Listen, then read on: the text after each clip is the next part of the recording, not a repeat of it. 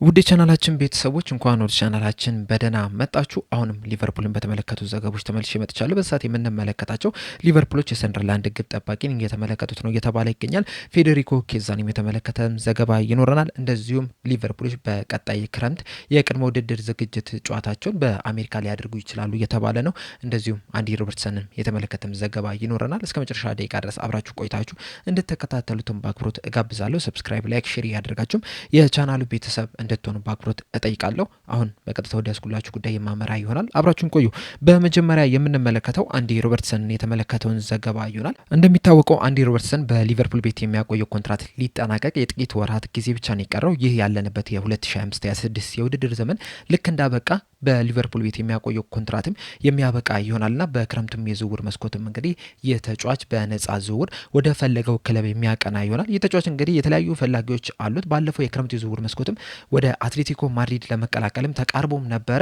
እንደዚሁም በአሁኑ በጃንዋሪ ዝውውር መስኮትም ወደ ቶተናም ለማቅናትም በጣም ተቃርቦ ነበር። እንደውም ኮስታስ ሲሚካስ ወደ ሊቨርፑል ቢመለስና የአንዲ ሮበርትሰን ተተኪ ቢሆን ኖሮ ምናልባትም በዚህ ሰዓት አንዲ ሮበርትሰን የቶተናም ተጫዋችም ሆኖ ልንመለከተው እንችል ነበረ። ነገር ግን ሮማዎች ኮስታስ ሲሚካስን ባለመልቀቃቸው ምክንያት ሊቨርፑሎችም የአንዲ ሮበርትሰን ምትክ ባለማግኘታቸው ምክንያት ዝውውሩ ሳይሳካ ቀርቷል። በቀጣይ የክረምት የዝውውር መስኮት ግን በእርግጠኝነት ሊቨርፑልን ይለቃል ተብሎ ነው የሚጠበቀው። ምክንያቱም እስካሁን ድረስ ሊቨርፑሎች ለዚህ ተጫዋች ኮንትራት አላቀረቡለትም። በኮንትራት ዙሪያም እያወሩም አይደለም የሚገኙት። በእርግጥ ከጥቂት ወራት በፊት ንግግር ላይ ናቸው ሲባል ነበር አንዳንድ መረጃዎች ይዞት በወጡት መሰረት። ነገር ግን አሁን ላይ ምንም ንግግር ላይ እንዳልሆኑ ነው እየተነገረ የሚገኘውና በክረምቱ የዝውውር መስኮት ሊቨርፑልን ይለቃል ተብሎ ይጠበቃል። በዚህ መሰረትም እንግዲህ የተለያዩ ክለቦች የዚህ ተጫዋች ፈላጊ ሆነው ብቅ እያሉ ነው የሚገኙት። እንደሚታወቀው ቶተናሞች እዚህ ተጫዋች ላይ ከፍተኛ ፍላጎት አላቸው። እንዲሁም የመጀመሪያ እቅዳቸው የነበረው በክረምቱ በነጻ ለማስፈረም ነበረ። ነገር ግን ደግሞ በዚህ ሰዓት ተጫዋቾች መጎዳታቸውን ተከትሎ እንደዚሁም ደግሞ ነጻ በሚሆንበት ሰዓት ደግሞ የተለያዩ ክለቦች ይህንን ተጫዋች ለማስፈረም ጥያቄ ሊያቀርቡ ይችላሉ በሚል ነበረ ፍላጎታቸውን ወደ ጃንዋሪ ሳብ አድርገውት የነበረው። ነገር ግን ያ ባለመሳካቱ ምክንያት በክረምቱ የዝውውር መስኮት በድጋሚ ጥያቄ ያቀርባሉ ተብሎ ነው የሚጠበቀው። ከነሱ በተጨማሪም ግን አሁን ላይ ቲም ቶክ ይዞት በወጣው ዘገባ መሰረት ኒውካስል ዩናይትድ እና አስቶን ቪላዎችም ይሄንን ተጫዋች በነጻ ለማስፈረም ከፍተኛ ፍላጎት አላቸው እየተባለ ይገኛል። እኔ ከሁለቱ ክለቦች ይበልጥ ቢያቀና ጥሩ ብዬ የማስበው ወደ አስቶን ቪላ ነው፣ ከሁለቱ ከታየ ማለት ነው። ምክንያቱም በኒውካስል ቤት በዚህ ሰዓት ሄልና ሊቨርሜንቶ አሉ። እናም እነዚህ ተጫዋቾች ደግሞ ለኒውካስል በጣም ወሳኝ የሚባሉ ናቸው። እስካልተጎዱ ድረስ ተቀያሪ ወንበር ላይ ይቀመጣሉ ተብሎ አይጠበቅምና ወደዛ ቢሄድ የእነዚህ ሁለት ተጫዋቾች ተቀያሪ ይሆናል ተብሎ ነው የሚጠበቀው።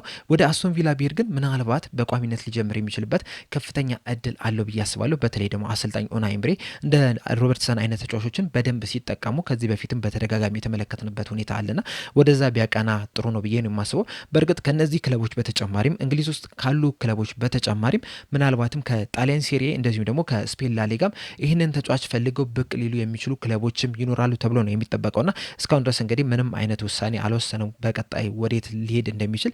ነገር ግን በክረምት የዝውውር መስኮት ነጻ ተጫዋች እንደመሆኑ መጠን የተለያዩ ክለቦች ይህንን ተጫዋች ለማስፈረም ከፍተኛ ፍክክር ያደርጋሉ ተብሎ ነው የሚጠበቀው። በመጨረሻም ግን ወዴት ያቀናል የሚለውን ነገር ቀጣይ ክረምት አብረን የምንመለከተው ይሆናል። በመቀጠል የምንመለከተው ሉሲ ስቲል ዘሚል ላይ ይዞት የወጣውን ዘገባ ይሆናል። እንደ ሉሲ ስቲል ዘገባ ከሆነ ሊቨርፑሎች በዚህ ሰዓት ላይ የቅድመ ውድድር ዝግጅታቸውን በአሜሪካ ለማድረግ እያሰቡ ነው እያለን ይገኛል። እንደሚታወቀው እንደ ሊቨርፑል ያሉ የተለያዩ ክለቦች ወደ ተለያዩ ሀገራት እየሄዱ የቅድመ ውድድር ዝግጅታቸውን የሚያካሂዱ ይሆናል። ባለፈው ዓመትም ሊቨርፑል ወደ ሆንግ ኮንግ እና ወደ ጃፓን ሄዶ ነበር የቅድመ ውድድር ዝግጅቱን ማድረግ የቻለው። እናም በቀጣይ ክረምት ወዴት ሄደን እናድርግ የሚለው ላይ እንግዲህ በዚህ ሰዓት እየተነጋገሩ ነው የሚገኙትና ዩኤስኤም እንደ አንድ አማራጭ ተይዟል ነው እየተባለ የሚገኘው። ይህም ብቻም ሳይሆን በዩኤስኤ ቆይታቸውን በኒውዮርክ በዚህ ሰዓት በሻምፒዮንሺፕ ከሚገኘው ክለብ ከሬክሰን ጋርም የወዳጅነት ጨዋታም ለማድረግም እየተነጋገሩ ይገኛል እያለ ነው። በእርግጥ እስካሁን ድረስ ምንም አይነት ውሳኔ አልተወሰነም። ነገር ግን ደግሞ በዚህ ሰዓት የተለያዩ ንግግሮች እየተደረጉ ነው የሚገኙት። በቅርብ ጊዜም ውሳኔያቸውን ያስተላልፋሉ ተብሎም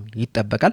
ቀጣይ ክረምት እንግዲህ በጣም አስቸጋሪ ጊዜ ይሆናል ተብሎ ነው የሚጠበቀው ለክለቦች። ምክንያቱም ደግሞ በአሜሪካ ካናዳና ሜክሲኮ አዘጋጅነት የሚካሄደው የ2026ቱ የዓለም ዋንጫ ቀጣይ ክረምት ነው የሚካሄደውና የዓለም ዋንጫው ልክ እንዳለቀና የሲዝኑ መጀመሪያ ጊዜ ያለውን ስንመለከት በጣም አጭር ጊዜ ናቸው የምትሆነውና ለክለቦች እንግዲህ በጥሩ ሁኔታ እንዳይዘጋጁ ሊያደርጋቸው ይችላል ተብሎ ነው የሚጠበቀው። ጨዋታዎች እንግዲህ የሚካሄዱት ከጁን 11 እስከ ጁላይ 19 ድረስ ነውና አንዳንድ ክለቦች እንግዲህ በጣም ብዙ ተጫዋቾችን ያስመርጣሉ ተብሎ ነው የሚጠበቀው። በተለይ ደግሞ እንደ ሊቨርፑል ያሉ ትልልቅ ክለቦች ብዙ ተጫዋቾችን የማስመረጥ እድላቸው ከፍተኛ ነውና በዚህ የዓለም ዋንጫ ምክንያት ብዙ የቅድመ ውድድር ዝግጅቶችን ያደርጋሉ ተብሎ አይጠበቅም። ያ ደግሞ በሲዝኑ ላይ ከፍተኛ ተጽዕኖ ይኖራልና ቀጣይ ክረምት በጣም ለሊቨርፑል አስቸጋሪ ጊዜ ይሆናል ተብሎ ይጠበቃል። ነገር ግን ደግሞ በዛው በአሜሪካም የቅድመ ውድድር ዝግጅታቸውንም ለማድረግም ንግግር እያደረጉ ነው የሚገኙት። ነገር ግን ደግሞ ለመጀመሪያ ጊዜ አይደለም ወደ አሜሪካ ለቅድመ ውድድር ዝግጅት ሲያመሩ 2024/25 የውድድር ዘመን ከመጀመሩ በፊትም የቅድመ ውድድር ዝግጅታቸውን በአሜሪካ ነበር ማድረግ የቻሉት። የስሎትም የመጀመሪያ የፕሪሲዝን ጊዜም ነው የነበረው። በዛም እንግዲህ 3 ጨዋታዎችን ማድረግ ችሏል። 3ቱንም አሸንፈውም ነበረ ሲዝኑን መጀመር የቻሉትና አሁንም በድጋሚ ወደ አሜሪካ ለመመለስ እያሰቡ ነው። በተለይ ደግሞ ራሳቸውን በደንብ ከማሳደግ ከማስተዋወቅ አንጻር እንደዚሁም ደግሞ ከፋይናንሻል ፖይንት ኦፍ ቪው ስንመለከተው ራሱ ወደ አሜሪካ መሄድ ለነሱ በጣም የተሻለ ነው ብሎ ስላሰቡ እንግዲህ ወደዛ ለመሄድ አሁን ላይ ንግግር እያደረጉ ነው የሚገኙት። ውሳኔያቸውንም በቅርቡ እንሰማለን ተብሎ ነው የሚጠበቀው። በቀጣይ የምንመለከተው ፌዴሪኮ ኬዛን የተመለከተውን ዘገባ ይሆናል።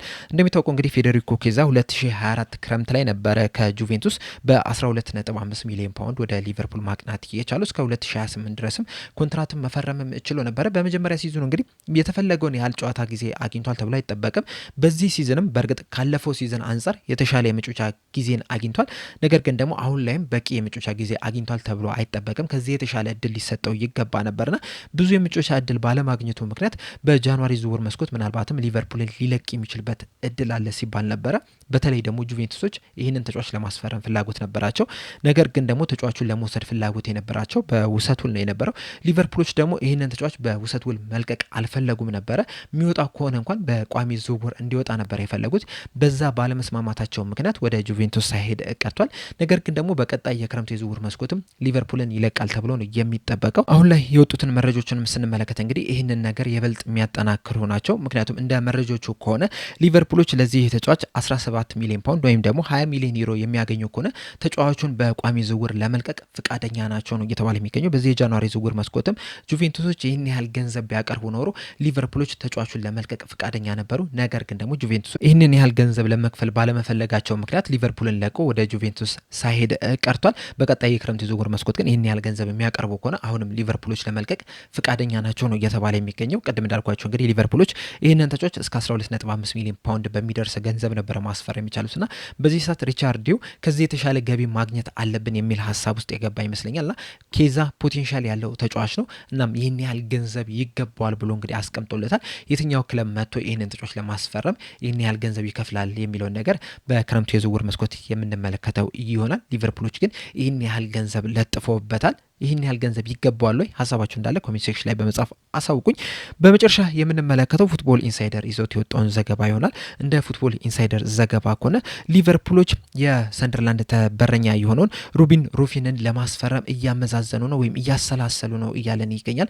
ተጫዋቹን እየተመለከቱት ነው እና ምናልባትም በክረምት የዝውውር መስኮት ይህንን ተጫዋች ለማስፈረም እንቅስቃሴ ሊያደርጉ የሚችሉበትም እድል አለ እያለን ይገኛል ፉትቦል ኢንሳይደር በዘገባው። ይህ ተጫዋች እንግዲህ በዚህ ሲዝን ነው ወደ እንግሊዝ ፕሪሚየር ሊግ መምጣት የቻለው። በክረምቱ የዝውውር መስኮት ነበረ ሰንደርላንዶች በ11 ሚሊዮን ፓውንድ ማስፈረም የቻሉት። በዚህ ሲዝንም በመጀመሪያ ዓመቱ በጣም አስደናቂ የሚባል እንቅስቃሴ ነው እያደረገ የሚገኘው።